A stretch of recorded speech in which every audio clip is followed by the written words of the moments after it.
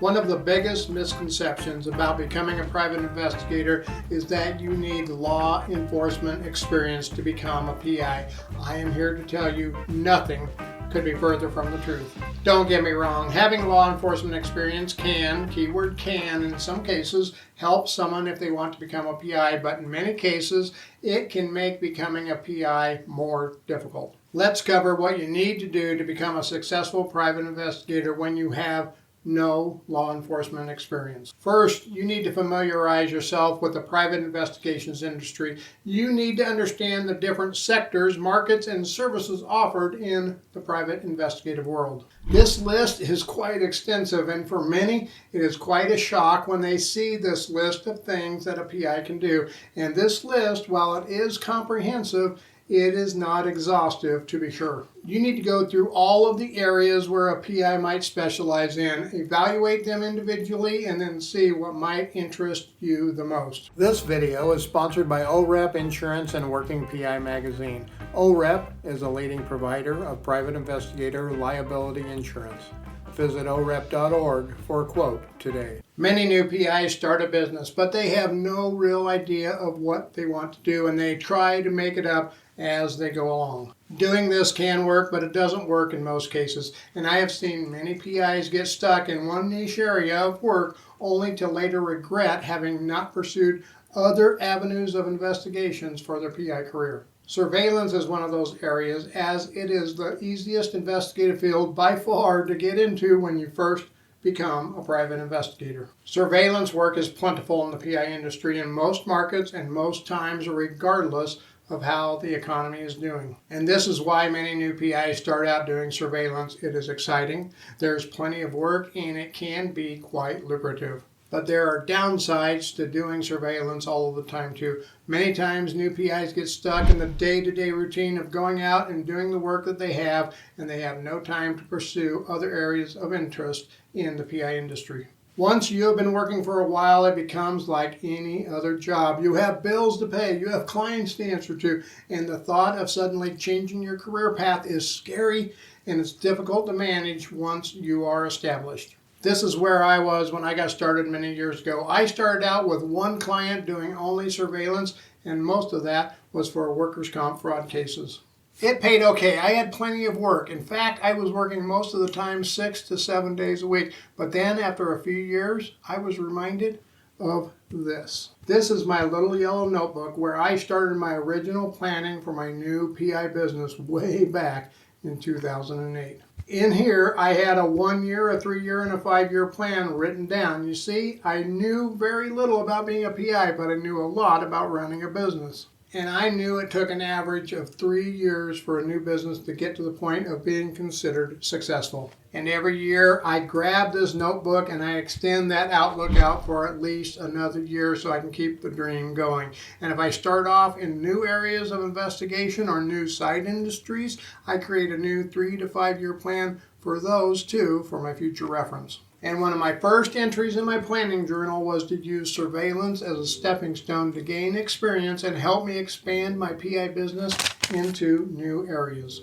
I didn't have that big list of investigation types available to me, but I knew there had to be more than just surveillance. And I also knew while surveillance work was plentiful and exciting at the beginning, that excitement would soon wear off and it would start to look a lot like a job. And the last thing I wanted was a job. I wanted a career, a business where I could thrive and pretty much set my own rules and parameters to fit my lifestyle and not have to work 60 hours a week to make a living. One of the next things I did to help me expand my horizons was to look for training opportunities in the PI industry. And this was a huge challenge, to be sure. There was not a lot of PI training back then, nor is there a lot today that is affordable and quality training. In fact, that is why I started this channel to help provide training opportunities for new and aspiring PIs. I started looking for industry-related associations and came across our state PI association. I then went to a few of their meetings and I saw that they had monthly training events and an annual PI training conference, and I knew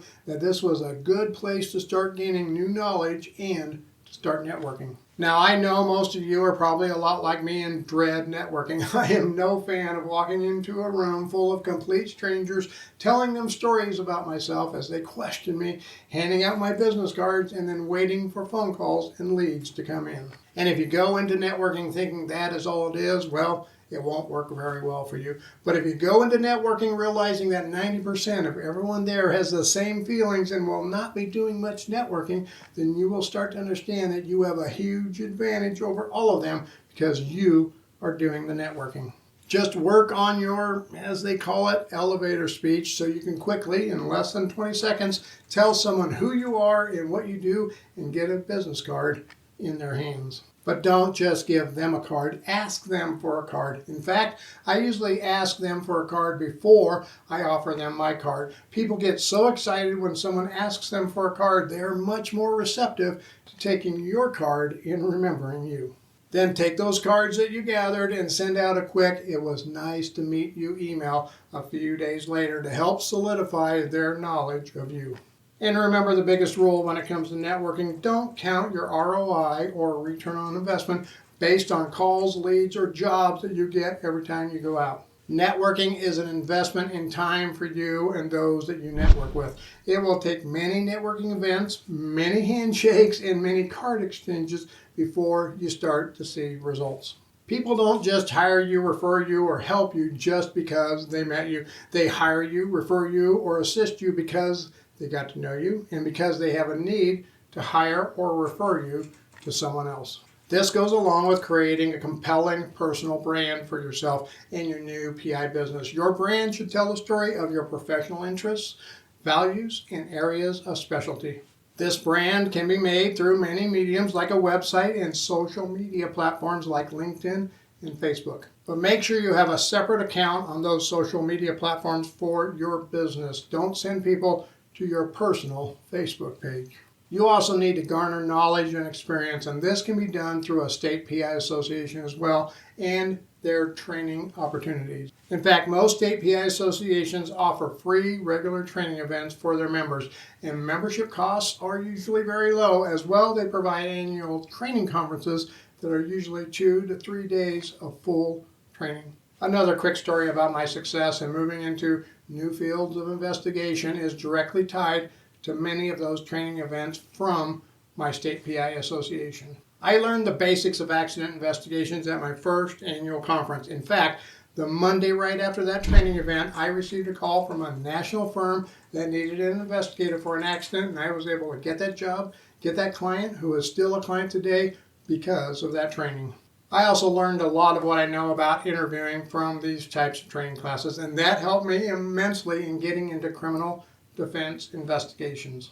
You see, persistence is crucial to success in the PI industry. Following up with networking contacts, continuously expanding your knowledge through training opportunities, and pursuing new avenues of education can go a long way. The private investigations industry values continuing education, and that is why so many PI licenses out there require continuing education. Adding this continuing education to your resume also increases your perceived value as a private investigator. But what about law enforcement experience? I never mentioned that, did I? That is because law enforcement experience is not required to become a successful PI. In fact, many times it can hurt a person's chances for success. This is because many times people with former law enforcement experience are stuck in how they do things, what methods they use, and they cannot move beyond what they have been trained to do. And the biggest skill that most new PIs lack, regardless of whether they have law enforcement experience or not, is the know-how to manage a business. I have seen many a PI come and many a PI go in my days, and the biggest reason for failure is that they didn't know how to run a business. And that is why I made this book series to help entry-level PIs gain the knowledge they need to be successful. If you want more information, check out the link down below.